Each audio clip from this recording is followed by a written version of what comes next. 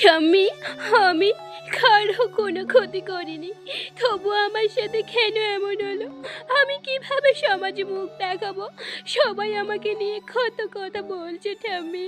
কাঁদিস না বোন, কাঁদিস না।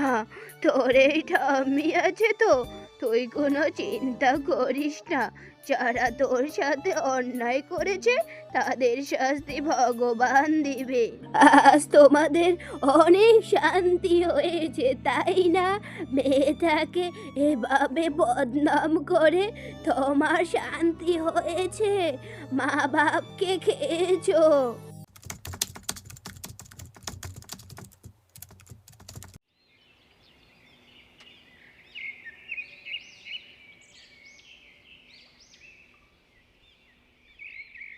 অল্পনা, কল্পনা, মঙ্গলা, তিন বোনেই এখানে আয়।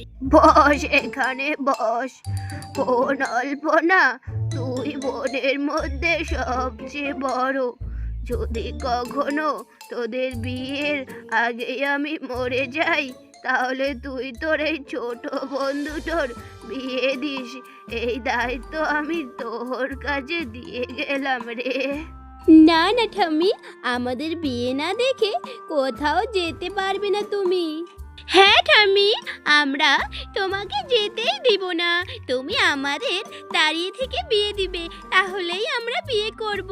সবার বিয়েতে মা বাবারা সবাই পাশে থাকে, আমাদের বিয়েতে তো তুমিই থাকবে। মন তো চায় তোদের তিন বোনের বিয়ে দিয়েই মরবো, কিন্তু মরণ কবে উপরওয়ালাই জানে। তোদের বাবা মারা যাওয়ার সময় তোদের দায়িত্ব আমার কাছেই দেয়। সেই তোরা ছোট্ট ছিলিস, তখন থেকে চাই তোদের বিয়ে ভালো ঘরে দিব, নাতির ঘরে পত্নী দেখব। আশা কি আমারও কম রে? তাহলে ঠাম্মি, তুমি মরার কথা আর বলবে না, বললে কিন্তু আমরা অনেক রেগে যাব। জানি না রে, বড্ড ভয় হয়।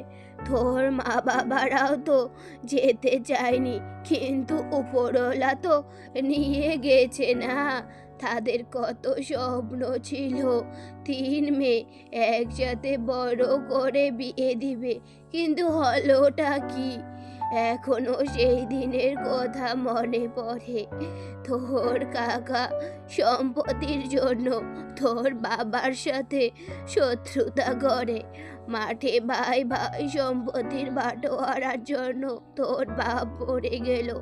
সেই শোকে কিছুদিন পর তোর মাও চলে গেল।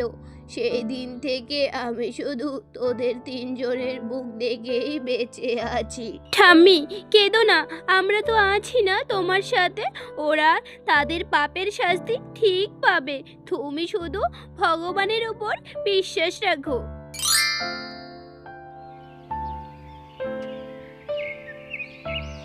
কল্পনা, তুই জঙ্গলে গিয়ে কাঠ নিয়ে আয়।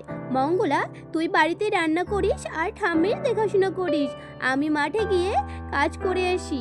কল্পনা জঙ্গলে যায়, অল্পনা মাঠে কাজ করতে যায়, আর মঙ্গলা বাড়ির কাজকর্ম করে। এভাবেই তাদের দুঃখের সংসার চলে। দেখছো, তোমার মা দাদা বৌদি মারা যাওয়ার পর একবারও আমাদের দেখতে আসলো না। তুমি ওনার কিছুতেই নিজের ছেলে হতে পারো না। উনি শুধু দাদাকেই নিজের ছেলে মনে করে।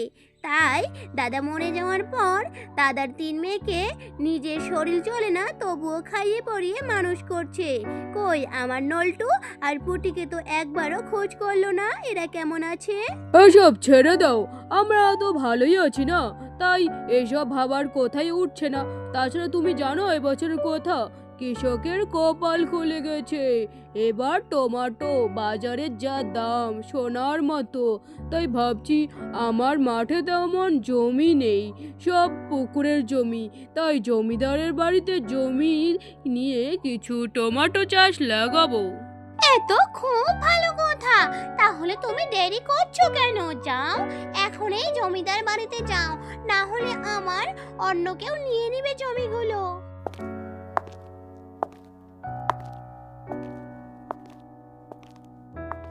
দেখো বৌদি, মেয়ে কিন্তু কাজের কি গুণ গো। এই খেতে টমেটো লাগিয়েছে, শুনেছিলাম টমেটোর এবার অনেক দাম হবে, তাই এবারেই তারা ধনী হয়ে যাবে। তোমরাও কেমন গো, মাঠের জমিগুলো সব তাদের দিয়েছো আর পুকুরগুলো তোমরা নিয়েছো। আজ তোমাদেরও যদি থাকতো তোমরাও অনেক টাকা পাইতা। জানো না গো, আমি বলছি কিন্তু নলটুর বাবার যত দোষ, ওর ভাইয়ের প্রতি দরদ যেন উথলাই উথলাই পড়ে। কি রে, তুই না নলটুকে স্কুলে দিতে গেছিস, তাহলে এত তাড়াতাড়ি ফিরলি কেন? তুমি তো সবই জানো মা, জমিগুলো মাটোয়ারা করার সময় মাঠের জমিগুলো তাদেরকে দিলাম আর পুকুরের জমিগুলো আমরা নিলাম, আর এখন মাঠের জমিগুলো থেকে সোনা উৎপন্ন হচ্ছে। সোনা পাড়ার লোক সময় বলছে এবার বাজারে টমেটোর যা দাম হবে সোনার থেকেও অনেক বেশি। কি বলছিস, এটা কি সত্যি? কিন্তু তখন তুই তো বললি যে মাঠের জমিগুলো জঙ্গলের ভিতরে, চাষবাস তেমন হয় না, তাই পুকুরের জমিগুলোতে অনেক লাভ ছিল, চাষবাসও ভালো ছিল। তখন তোকে পুকুরের জমিগুলোই লাগে, তার জন্য কত না দাঙ্গামা হইলো, অবশেষে জমিগুলো নিলি। কিন্তু এখন তার না, তুমি জানো না, তাই বলছি কি মা, তুমি তোমার জামাইকে বুঝিয়ে বুঝিয়ে বলো যে এখন আমাদের ওই মাঠের জমিগুলোই লাগবে। বেশ, আমি দেখছি জামাইকে বলে। জামাইকে আদৌ কি বোঝা যাবে এই বিষয়ে? ওগো, তোমার দাদার জমিগুলোর সাথে আবার আমাদের জমিগুলো যদি অদল বদল করলে কেমন হয়? মাঠের জমিতে চাষবাসও ভালো হয়, তুমি বললে এবার টমেটোর অনেক দাম হবে, কেমন হবে?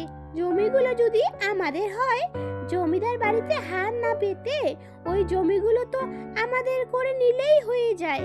তুমি কেমন কথা বললে গিন্নি?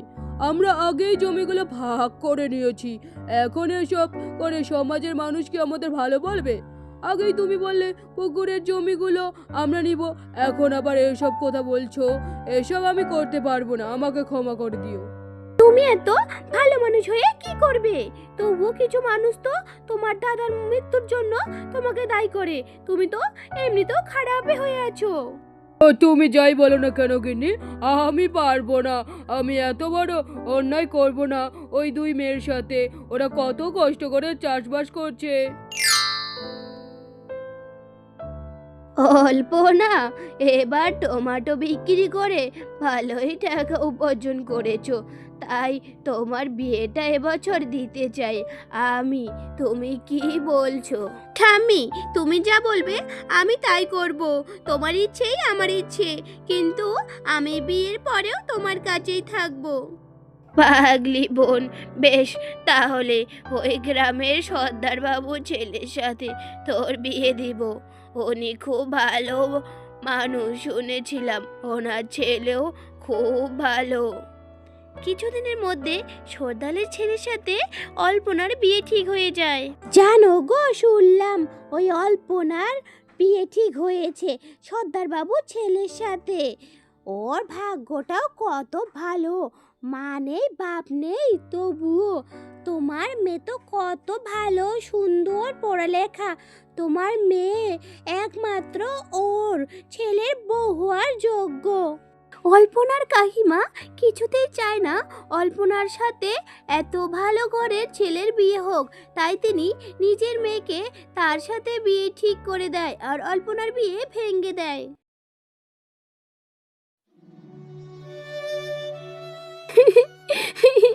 ঠাকুমা, আমি কারো কোনোদিন কোনো ক্ষতি করিনি, তবু আমার সাথে এত খারাপ কেন হয়?